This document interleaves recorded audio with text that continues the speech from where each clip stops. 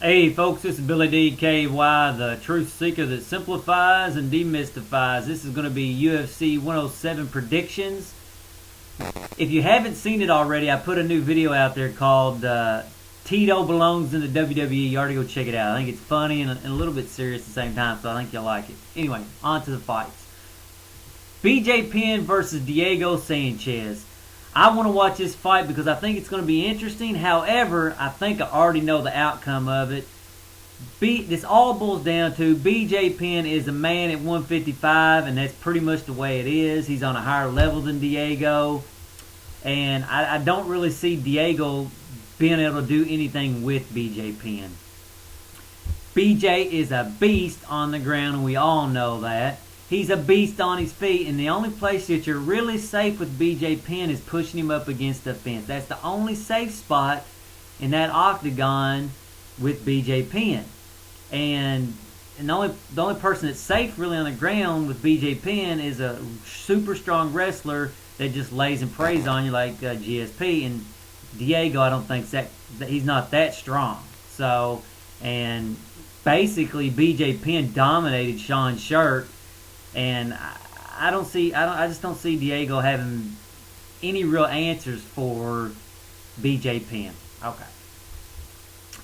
So how could BJ win? Well, let's talk about how BJ could not win.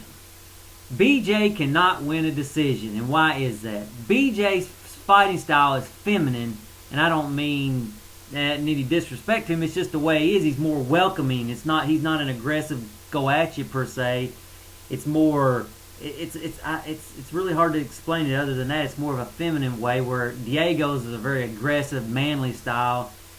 And BJ's style is actually tailor-made to handle aggressive styles like Diego Sanchez. So what I see happening is Diego getting hurt on the feet and then BJ finishing him on the ground with some kind of submission. That's what I see happening. So BJ can knock him out or submit him, but BJ can't win a decision. I mean, that's just...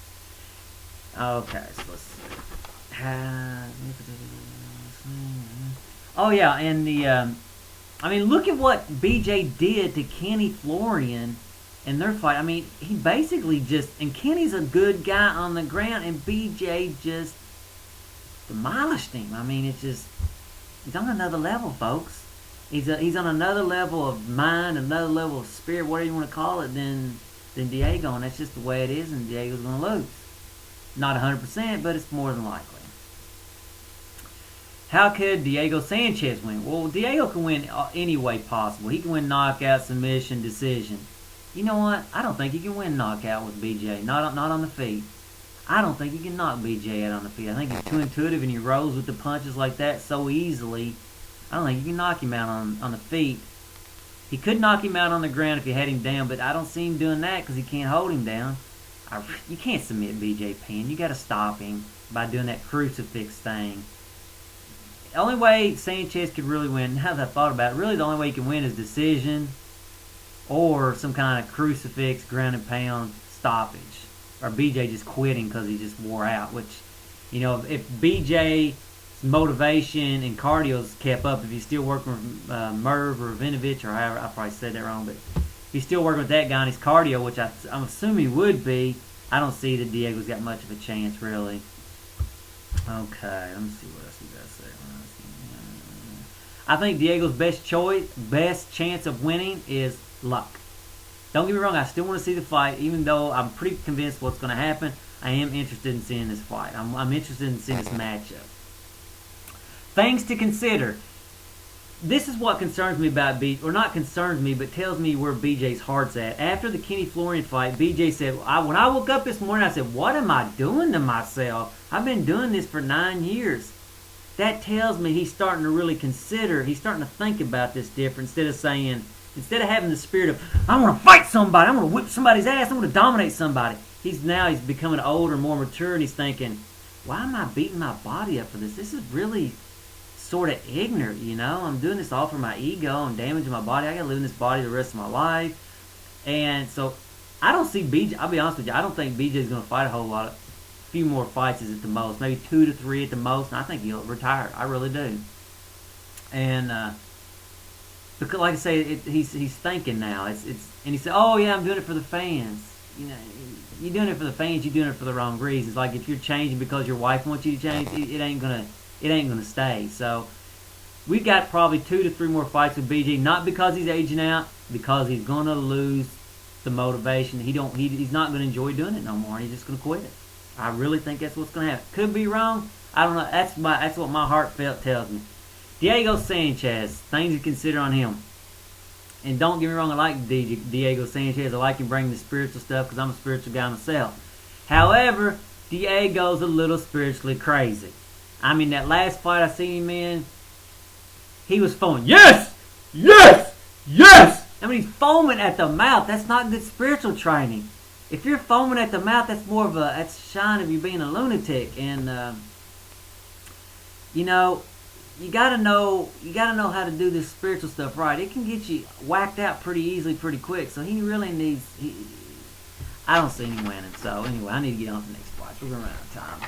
Okay, I break down. I give BJ Penn 80% chance of winning. Diego 30. Next fight: Frank Mir versus Czech Congo. I'm interested to see this fight, but I feel like I already know what's going to happen. I feel like Mir can hang with Czech Congo on the feet. I ain't saying he's better than him. I think he can handle him or hold his own for a little while. Then Mir takes him down. Czech Congo cannot handle Frank Mir on the ground. I do not believe. He's not.